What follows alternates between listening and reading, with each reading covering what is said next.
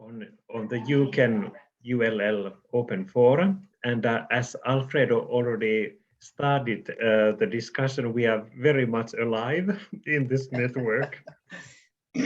And today we have a panel, but we will start with Alfredo's example from the engineering profession. And I couldn't think of a better example for talking about the dialogue between university lifelong learning and professional contexts than engineering. And after that, we will join into a panel discussion with Karen, who was our speaker yesterday, and Ritva, who was among our speakers earlier this week with her colleague Lauri. And I'm quite wishful that all of us would be having a dialogue after this first presentation and first commentary from the participants in the panel. So please, Alfredo, I think you have your presentation ready there for sharing.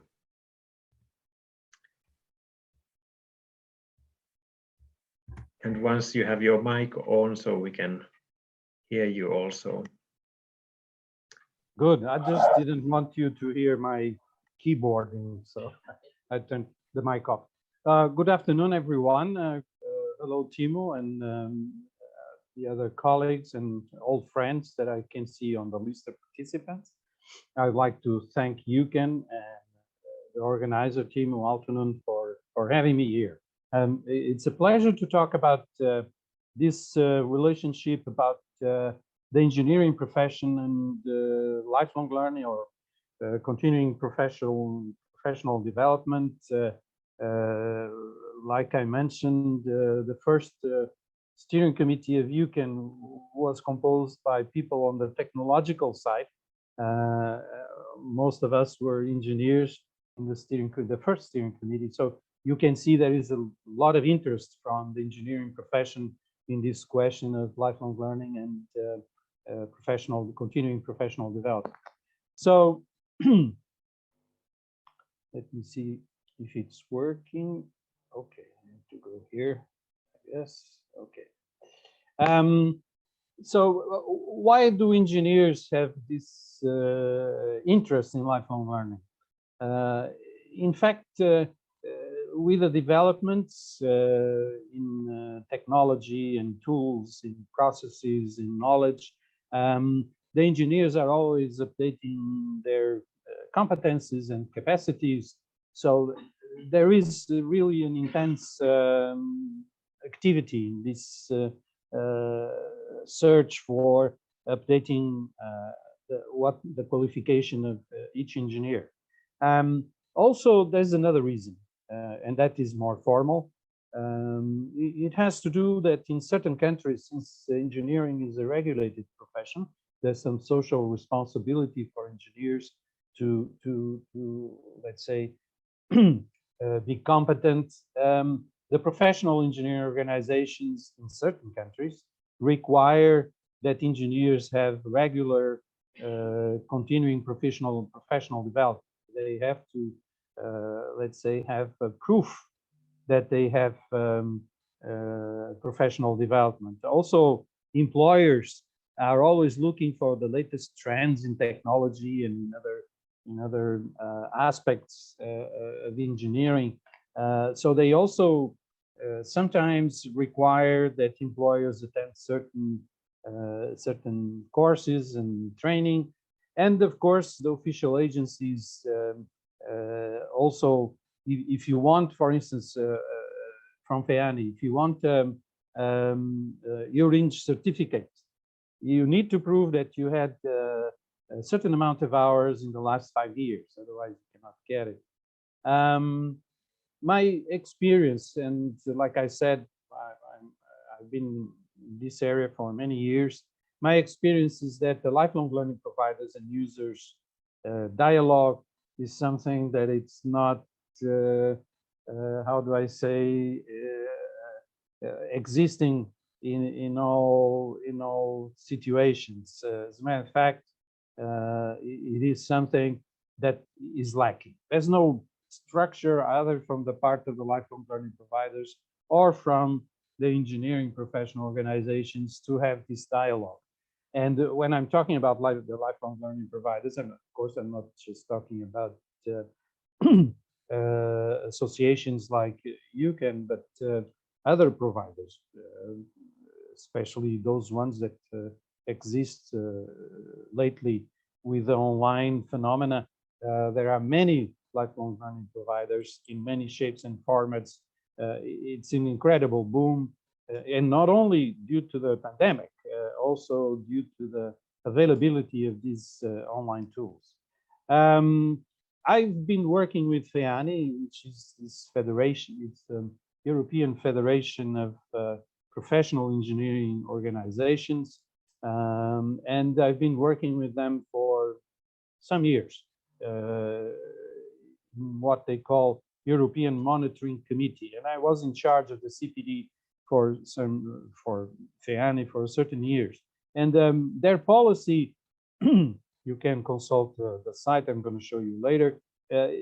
It states that there's a need for engineers to have ongoing lifelong learning. So there is this situation where, on one hand, things happen in companies, in innovation, research, and then also the users that want to take profit, take advantage of the use of these innovations and these progresses for their own benefit. I'm talking about economic motivation.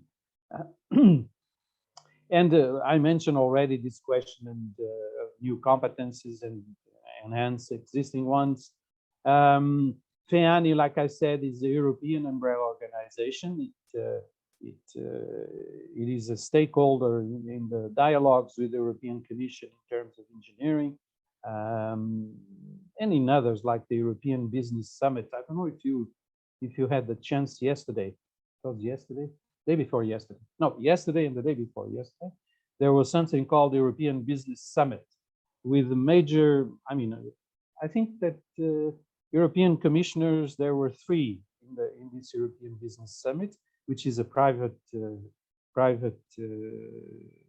initiative, and the topic was precisely the sustainability and how we can influence the future of the world in terms of improving our performance in terms of sustainable actions. And if you look at the participants in that major event, which was in Brussels, in the palace just in front of the European Commission building, it had mostly engineering and technological companies. So FEANI has 33 national associations. The only members of FEANI are national professional engineering associations. So there are 33 countries represented. Some in Europe are not represented. For instance, Lithuania and Latvia are not represented.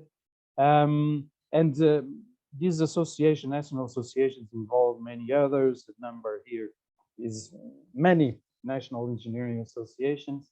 And like I said, it has representatives of the engineering profession at the national level. So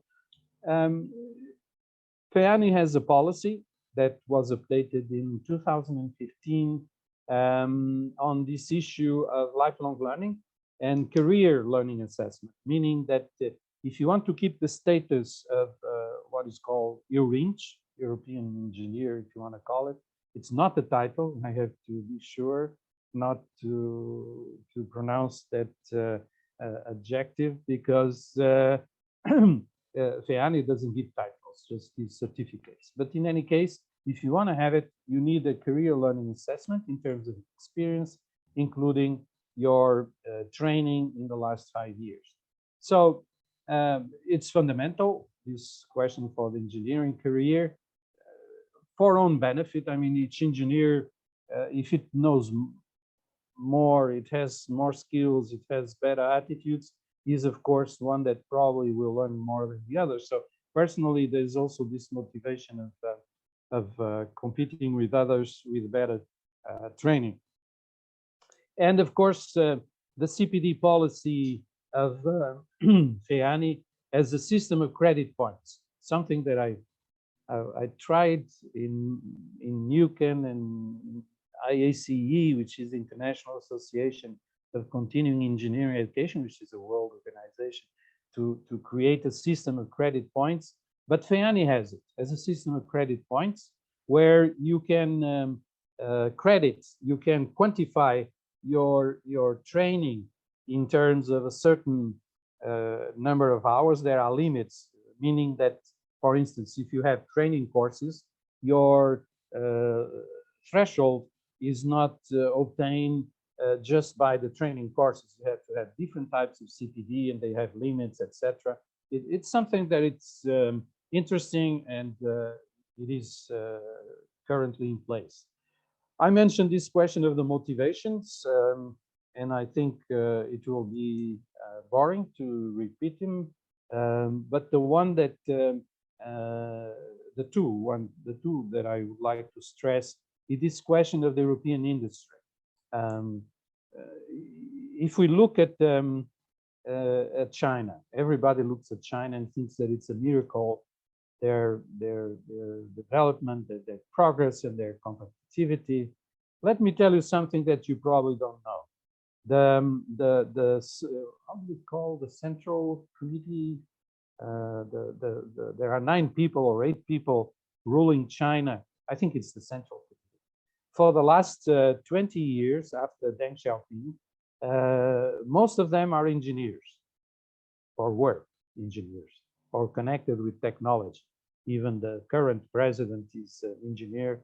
And what happens is that they pay a lot of importance to the training. And I've been in China several times to provide training for their own CPD centers, engineering CPD centers, because they pay a lot of importance to the updating of their engineers. And I don't think China development, we can talk about the factors, of course, but one of them is certainly the qualification of their engineers. And they invest a lot in the training of their engineers. Same thing happens, for instance, in Germany, in the United States, where they are probably the industries where engineers are better paid. It's the United States and Germany.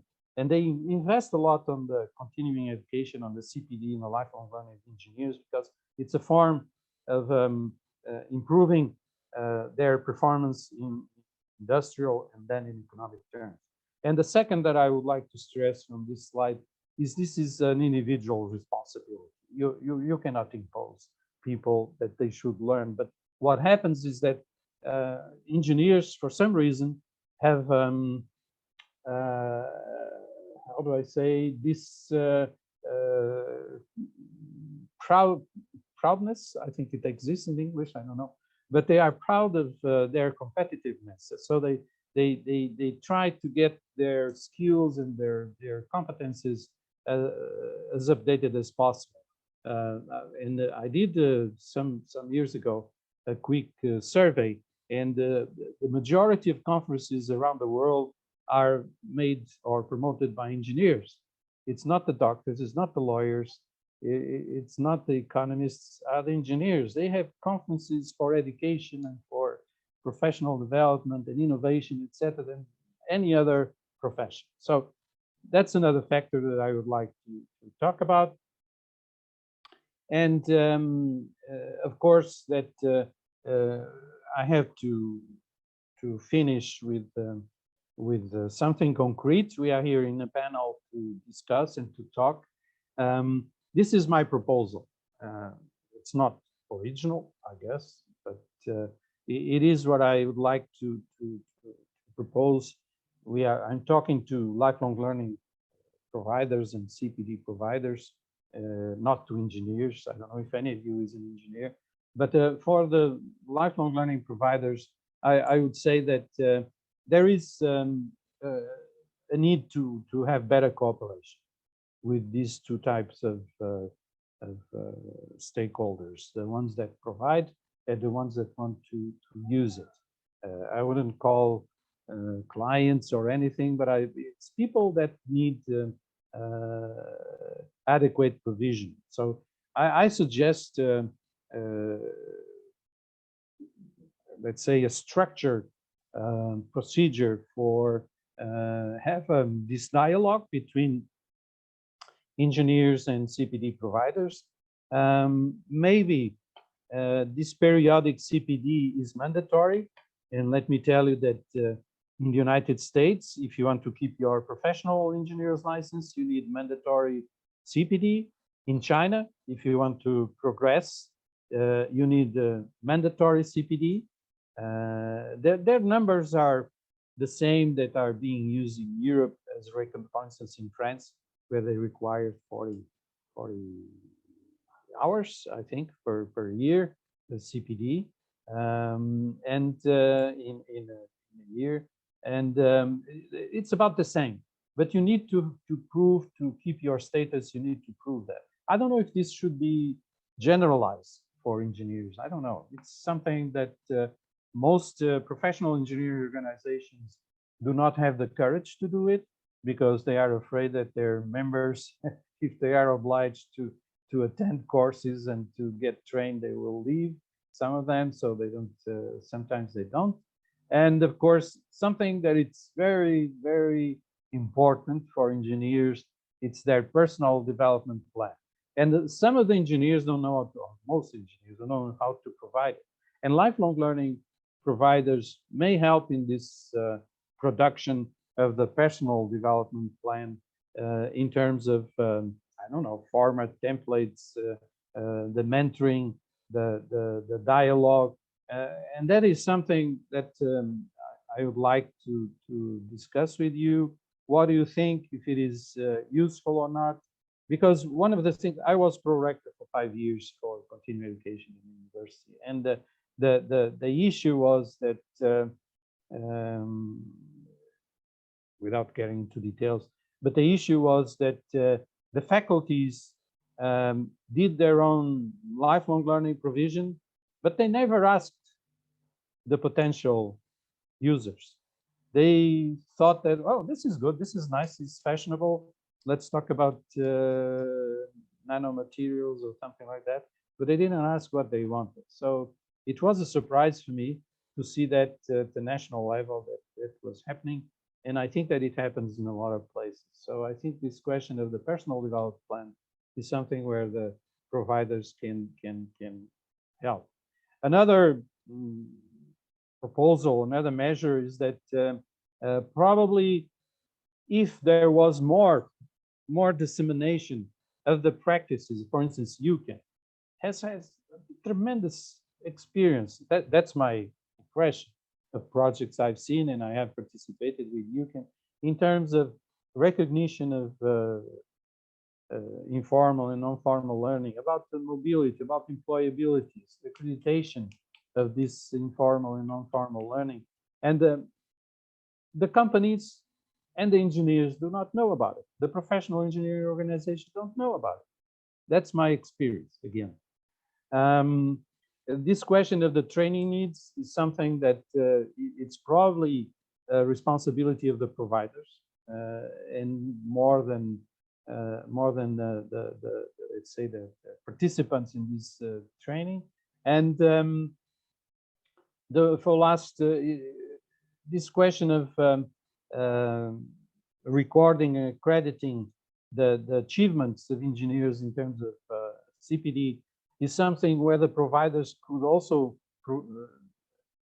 render a service to the engineers and to the companies. Just tell them, we'll have a system where you can register and you can pick up your certificate anytime you want, etc. So that will be useful not only for the providers, but also for the users. So I think this is my last slide. I don't remember anything else. So thank you very much. In the name of FEANI, this presentation is made in cooperation with the Secretary General of FEANI, Mr. Dirk Boscher. He's not an engineer, he's an historian, but by osmosis, he's like an engineer. So he has done a very good work of promoting CPD and lifelong learning for engineers. Thank you. Thank you, Alfredo. And I must say that these suggestions and proposals you had are so so up to date and contemporary that we just talked about this during this week in this open forum, but also at the office multiple times. So it was very nice to see such a linkage with your thoughts and what we have here in Finland and elsewhere. I think now we will start with the panelist discussion first, and then include the others, of course. And I would like to first ask from Ritva, who we heard earlier on with her colleague Lauri, and the topic then was management. And I hope that Ritva can also open her camera there and get the mic open. So Ritva presented, I think, a very interesting view there with Lauri, that we must build an ongoing dialogue between universities and the businesses. And this ongoing dialogue will help us to build also the new competence profiles. And this is basically just what Alfredo also just mentioned. But my question there is that in Alfredo's example from the engineering, you had all those trade organizations and associations. But what do you think, Ritva, when we are talking about branches that are maybe not that organized, or who are not able to word their needs that clearly? So how could universities help companies or associations to kind of like speak the language of education as well? Does this raise any ideas in your mind? Yes, thank you, Timo. But can you hear me now? So yes, we can hear you. We can't see you yet, but at least the voice is good. Okay, yes, because I don't know what has happened to the video. It just doesn't work. But okay, if you can hear, so no problem. Yes, and thank you, Timo, and thank you, Alfredo. It was very interesting to hear the professional viewpoints, and I was just thinking about this mandatory CPD system and how this could be important to keep up your competencies, updated. So very interesting ideas. But okay, so I have been looking this management level, and first I think that how important it is that the university itself is understanding the importance of this lifelong learning and this company cooperation. And I think one sign of this understanding is how it is stated in the strategy of the university. Can you find these elements there or not? And so we have done some research in Finland, and it was quite interesting to see that in some universities they emphasize these things, but there are also quite many university strategies that you can't see there, this kind of things. So I think first of all, the university, they should make their own understanding on the top level clear, and to hear the companies and their needs. I also would emphasize this cooperation on the board level. At least in Finland, it is a quite new idea still that in the university board there are members from the companies and of course members from the science also, and I think it's a good forum to get understanding from both sides, so that the companies understand science and universities understand the need of companies and the discussion is going on also on that top level. And then when we think about the business, I think there are so many companies we can't discuss with all of them. So it's good if the university have links to the business associations like employer association or chambers of commerce, or like in Finland we have the Confederation of Finnish Industries. So to have this discussion with organizations where are a lot of companies and you get the ideas from there, and also you can give ideas to companies via these organizations. And still one viewpoint, these individual companies, what we have find very useful is the partnerships, so that the university and company, they have a long time lasting agreement, so that they will work together. So it's not only some course or some short project, but it is long time cooperation. So I think that's very important to get the understanding what are the needs on both sides. So these are my ideas from this management side. Thank you, Ritva. I think those were very good also from the perspective that you don't just suddenly build those connections, but you really need to establish the connections and build trust, and that common language between you and the enterprises or the associations, and step by step you then kind of like start to go into more practical issues, or whether it be strategy or what are actually the kind of like, is it about internships or is it the projects, or how the university actually is engaging with the companies? Yeah. What kind of thoughts raise these comments to your mind, Alfredo? Please comment. Well, just to tell you a story about this question of the connection between providers and industry. I was in a conference in the United States, and we had this same dialogue. And the approach of the Americans is very simple. It's you make a contract.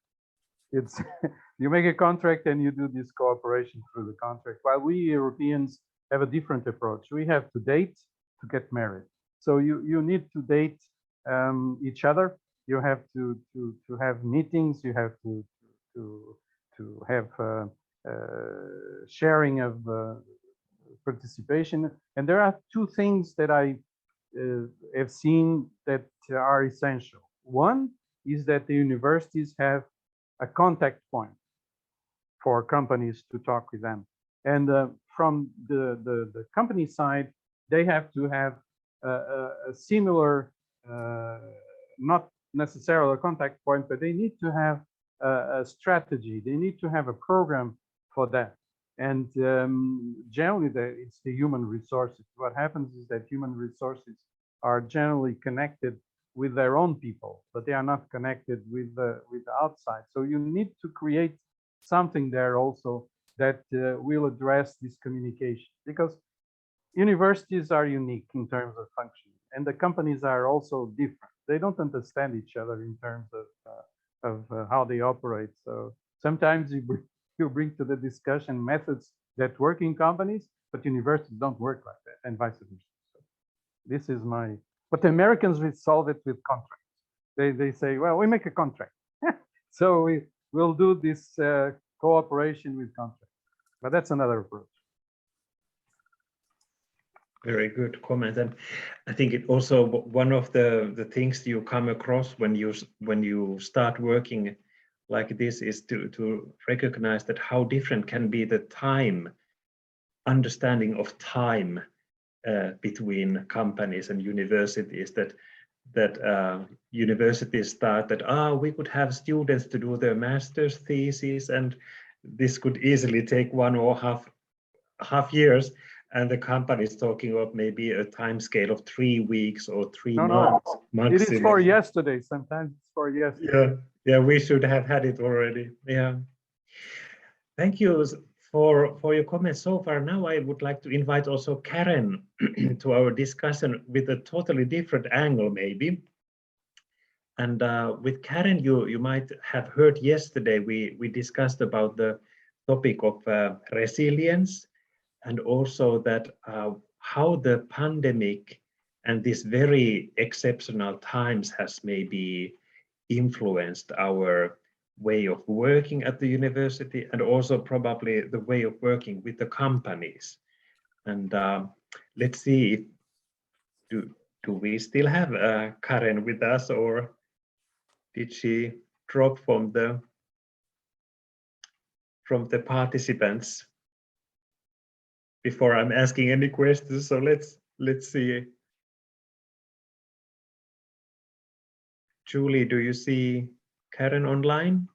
No, I don't see her. Okay, so maybe I postpone that question a little bit further then, and wait while she gets back online. So I had another question then to Alfredo about what we discussed a little bit earlier with Ritva also, is the language and the wording of the competencies. And I noticed that in the FAENI association and the reports, there were quite a lot of reports from the Nordic Association of Engineers. And for example, they had recent policy briefings about circular economy or other forms of maybe digitalization and those kind of perspectives. But as you have been also working in the teaching department, not only the university business collaboration, but many other topics during your career. So how do you think that are universities able to speak the language of companies, and are the companies able to talk in a way that professors or university teachers can pick up on those topics and start creating education about them? So can we kind of like find the right level that is also interesting for the participants, that we are not maybe too theoretical, or maybe in a way not too basic either, as we are working oftentimes with bachelor students or master students, but the requirements could be different in the companies. How do you see this kind of like leveling up and finding the dialogue with the right wording? Okay, it's a good question. Personally, I think that the best dictionary, the best translator between the two sectors are the initiatives of the European Commission. Sometimes we have not very good statements about the European Commission, but in terms of the qualification frameworks and other frameworks, I think the European Commission is doing a great job. For instance, this question of sustainability and digital competences. The Commission has published the digital competence framework, which is now number 2 point, I don't know, something. But it's something that establishes a common language between all sectors of society, including lifelong learning providers and the engineers in this case. So if we use these qualification frameworks, for instance, I think most of you do not know, but I know because I was involved. The European Commission is going to publish next month a sustainability competence framework. So something new, something from my point of view necessary for yesterday. This should have been done some time ago, but it will be published next year by the Joint Research Center in Seville. I've seen the draft, the final draft, and work on it. But the point is, that is an excellent dictionary, for instance, to define which are the learning outcomes to train engineers in sustainability. Because you have in this framework the competencies necessary for sustainability, which is one of the biggest, we were talking about crisis and the pandemic, but I think this question of the United Nations Sustainability Development Goals has created an awareness for everyone to become more attentive to our future. And we have to pay attention. It's our world, it's a world that we have to take care of. We just have one, we don't have another one. And this competence, this sustainability competence framework, for instance, for this emergent subject, is another, from my point of view, excellent dictionary between different sectors. Again, the lifelong learning providers and the engineers. And that happens, for instance, in terms of the competencies, now the technical competencies for engineers. There is also what is called the European Accredited Engineer, which is an engineering qualification framework in terms of quality for first and second cycles, which can also be, how do I say, a way of making these two sectors understand each other, because they know, I mean, in this one that I know also very well because I work on it, it was prepared between universities, academics, lifelong learning providers, companies, and industrial sectors. So it is a set of competencies that are required that were, let's say, produced by the involved major sectors in engineering. And like I said, these competence frameworks in the different areas can be an excellent terms of reference, as many like to call it, to define the learning outcomes of the training. If the providers want to provide useful training, they probably should use it. And for companies, they should look at the courses also, or for engineers, they should look at courses that are providing as learning outcomes, intended learning outcomes, these competences. So that would be my suggestion. Use the existing frameworks, competence frameworks in the different sectors you want to provide training. True. As translated. Yes. And I also added to the chat one of a kind of a example, maybe in line what Alfredo just talked about, this kind of like competence description. So this is from a project called Kalohe. I don't know how to pronounce it properly. Kalohe. Yeah, Kalohe. So I was the coordinator of yes, civil engineering, so I know it very well. Exactly. And then it's an excellent way. Not because I was one of the coordinators, but it was an excellent example. Exactly, and very, very detailed. So in this link, you see a document where the first example actually is civil engineering, but there is also nursing science and I think teacher training. So there's a little bit of a variety also. History and physics. Exactly. So I think they're quite interesting to have a look. But now Karen, as you are online here, and we have to harvest this moment. So you're back online. So maybe I start with your question, and then we go to the common discussion with the whole group. So I have this in mind from your perspective yesterday, the resilience and how to function in these very exceptional times. And at least in the Finnish context, we have detected that not everybody in the working life are able and always motivated and have the capacity to carry on. But actually many people are struggling that how can they survive, so to say, in this quite demanding, high pressure environment with even this pandemic now upon us. So my question is, from the resilience perspective, what do you think that it is the role of university lifelong learning in keeping up the motivation of people and and this bounciness as you discussed yesterday with us. What do you think? I think universities really have a responsibility of helping, young people, but also older people to understand the value of lifelong learning. Because in my opinion, it's through lifelong learning that we keep on adapting, we keep on being flexible, we keep on building that resilience, which we so need today in, as you say, this challenging world that we are confronting, every day, every minute, every moment.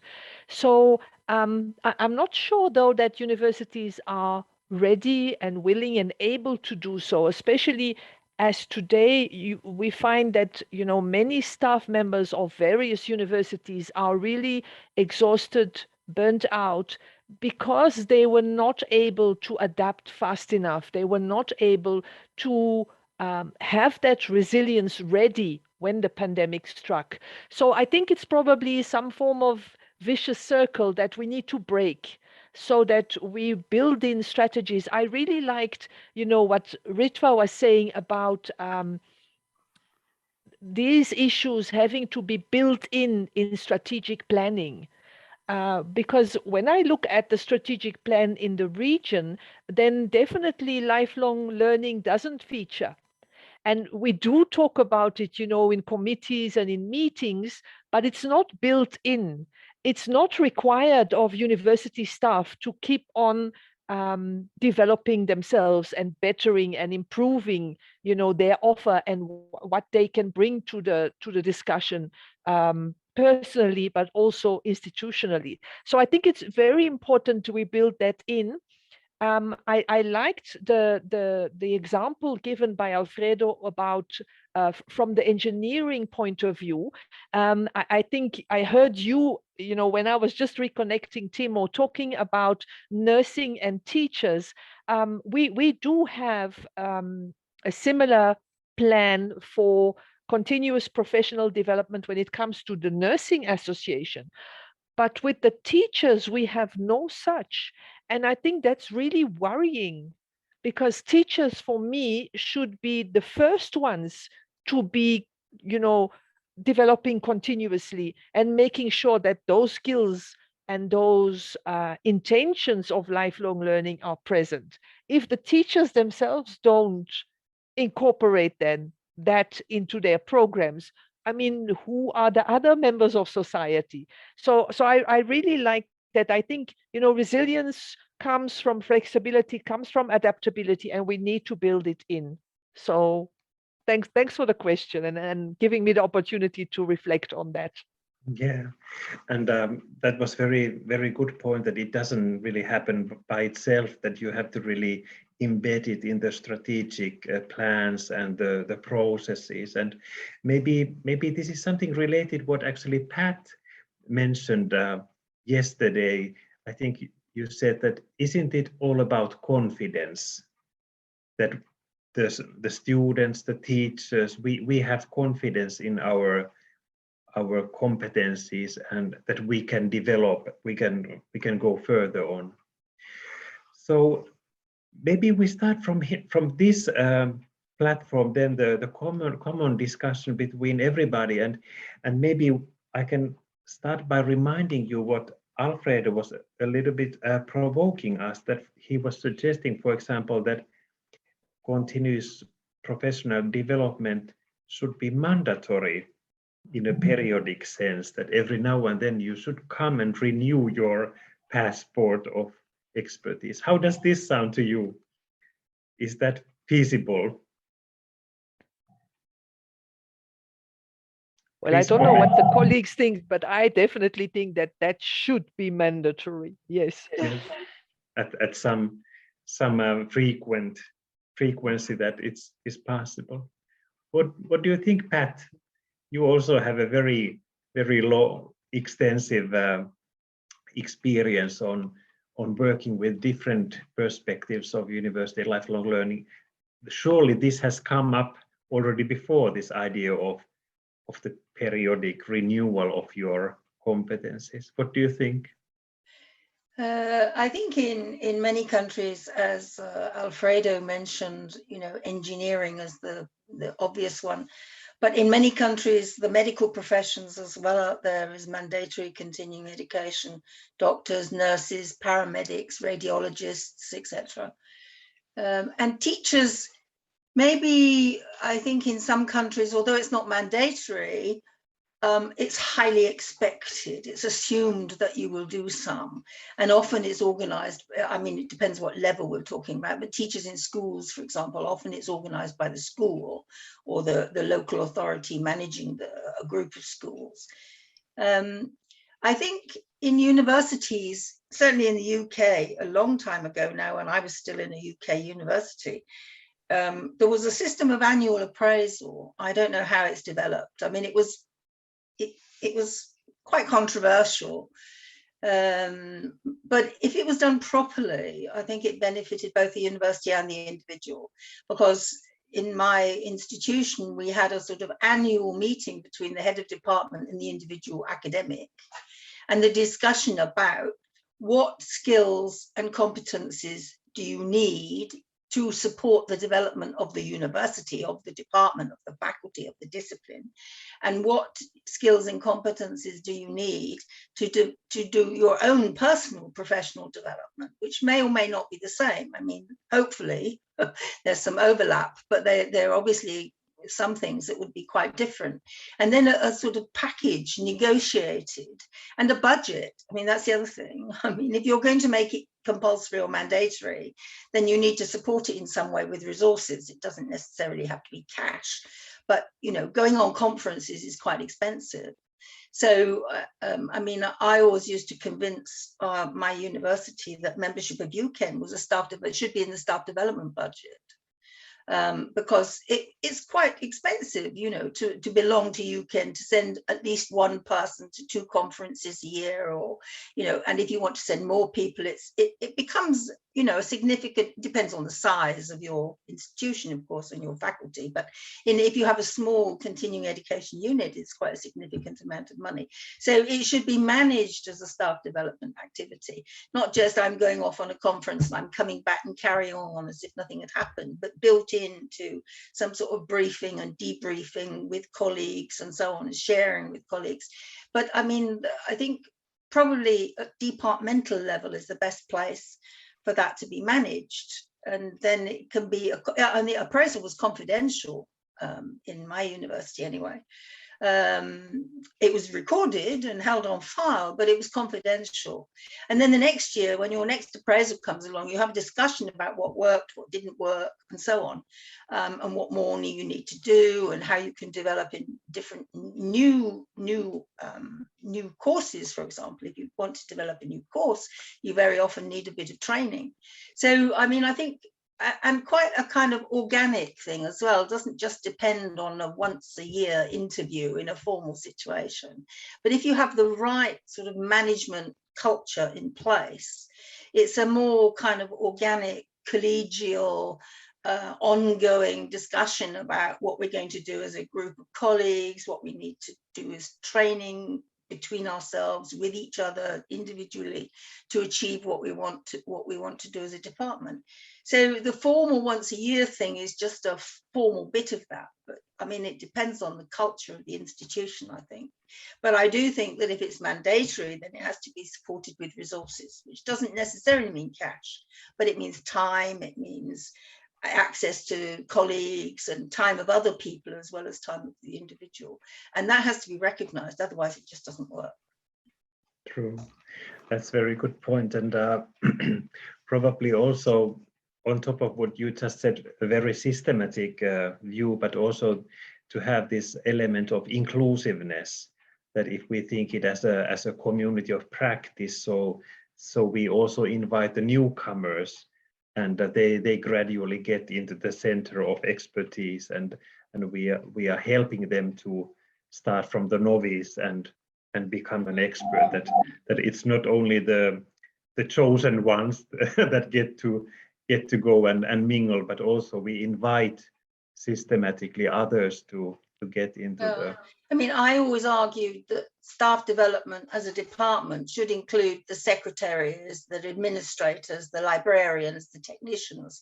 It shouldn't be just the academic staff doing their thing, you know.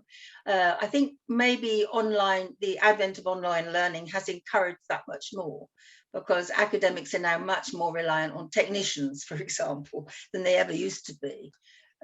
So it's kind of pushed forward, it's promoted the idea of academic and technical staff and administrative staff working together more closely. The advent of the pandemic response, the response to the pandemic in terms of online learning, it's obliged people to work together across those roles. Yeah. But I think it's, if you want a kind of departmental or institutional culture, you have to include everybody. True. I used to include the cleaners in our staff.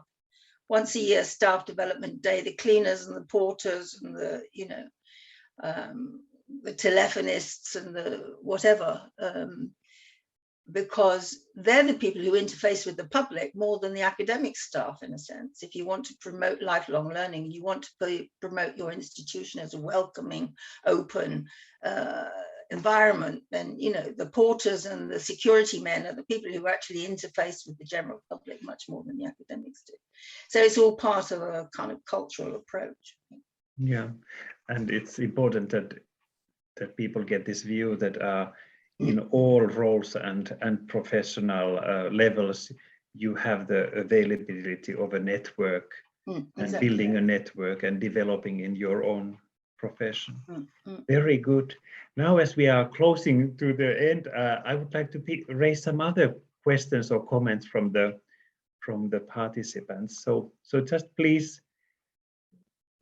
put your camera on and microphone on. So let's hear some comments and feedback.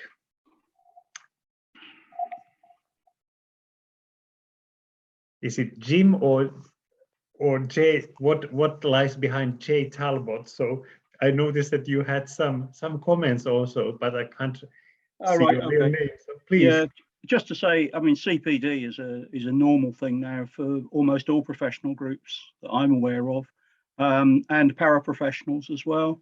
I mean, I've been obliged to do compulsory CPD for my profession for, I think, nearly 40 years. So it's nothing new. And it's also quite usual to include, you know, as I said, not just the fully qualified professionals, but the paraprofessionals, the technicians. For many years, I used to organize events, and we always had special events for technicians because they got particular issues. As Pat says, you know, they're often the interface with the public. And also, you know, there's always changing legislation and all sorts of things like that. So it's a normal thing, CPD. I mean, my only problem with it is, and I was interested to see at the beginning in engineering all the things that counted as CPD, but there isn't. Professional bodies they don't know how to capture informal learning, and you know, that Alfredo made that point.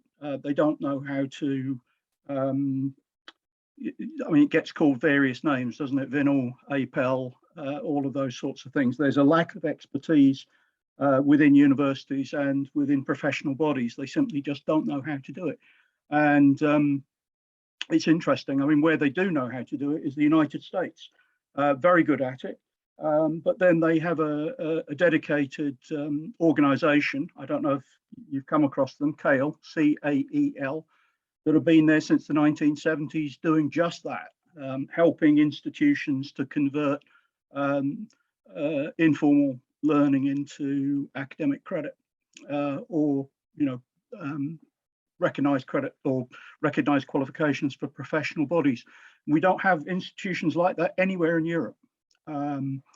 We certainly don't. We had something like this in the UK until the guy who was driving it retired, but we've had nothing since, and that did really change practice. And you know, if I was to you know, me sitting in Brexit land, if I could invent a European institution, it would be a body which was specifically designed to help people convert all the forms that the forms of learning that people undertake into formal learning, because it's not that difficult. It's just people don't know how to do it. True. So thank you. John Talbot is your name. So Yeah, that's right. I got a little help from my friends down there. Yeah, sometimes I office. wave a little European flag, you know. Yeah. Very good. So you are advocating for recognition of prior learning. Yeah, very much. Yeah. Yeah. I think a lot of people in lifelong learning, because the forms of learning that the knowledge that people have from practice is different from formal knowledge, and this is the problem that academics have. They understand formal knowledge very well. They understand practice knowledge and informal knowledge very poorly. True. Now Karen is raising engineers. Yeah, Karen is raising a very good point there in the chat about micro-credentials. And that is something that has, at least in Finland now, have been discussed, a new way of maybe recognizing prior learning also, if we just have a good meaning for this new concept of micro-credentials and also open badges. What did you have in mind, Karen, with your suggestion? Mike, it was more like a question just to find out whether, you know, in the associations that you know, or in the organizations that you know that look at the issue of formal and informal learning, whether micro-credentials, peer learning, MOOCs, are they taken into account? And I feel that barrier, or that dividing line between formal and informal, is becoming more and more vague, that it's more difficult with those new ways of learning, more difficult to say this is formal learning, this is informal learning. But it's just a few questions. I have no answers to those questions. Yeah, but I think it's really very important what also John was commenting to the chat, that what kind of meaning do we give to these new kind of concepts? That is it just splitting the formal education to smaller pieces? And is that something innovative or facilitating the industry needs? Or is it really bringing the latest university developments and innovations to the population, if we see that curricula changes so slowly that suddenly something from the degree education splitting into smaller modules would be somehow the solution for everybody in that sense?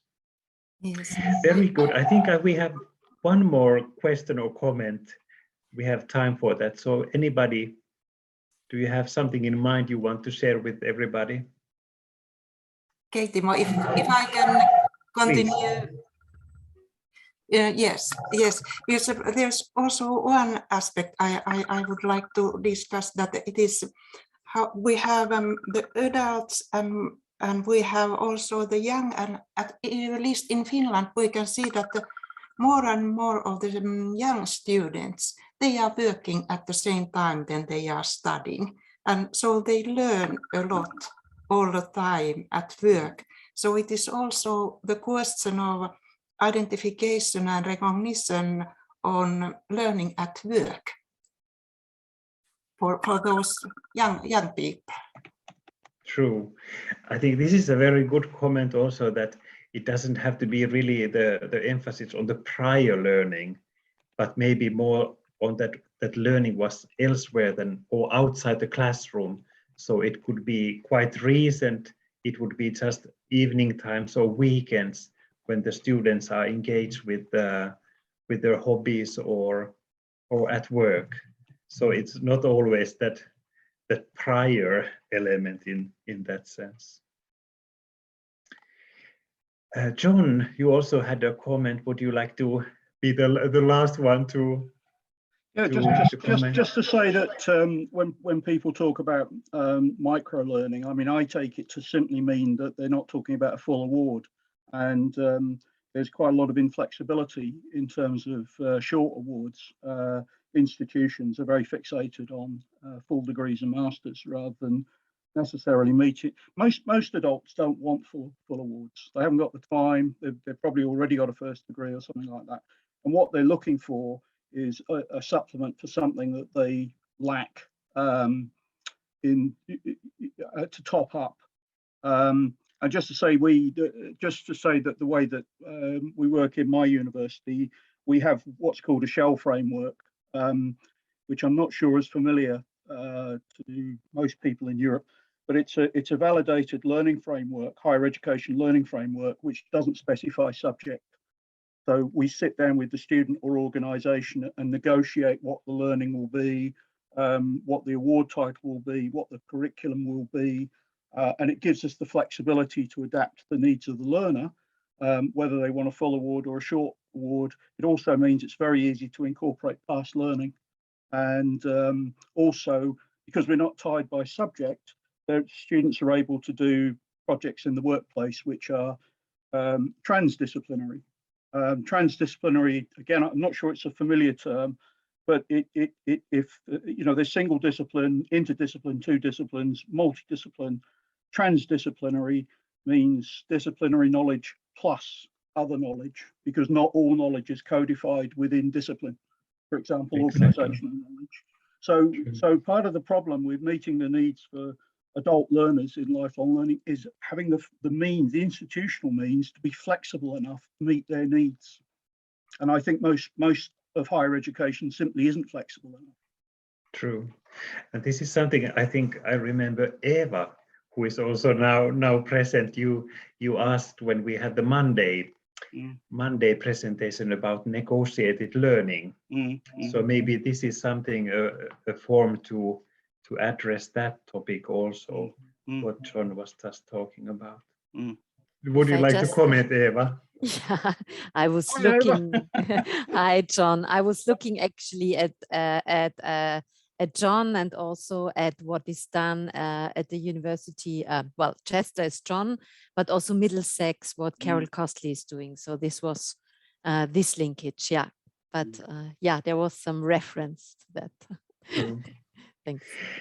Okay, I think now we have reached the point when we should stop, as this is an 1 hour event only. But thank you for Alfredo for giving us the food of thought in the beginning, and then Ritva and Karen for commenting in the panel, and of course everybody here who have been participating in the discussion.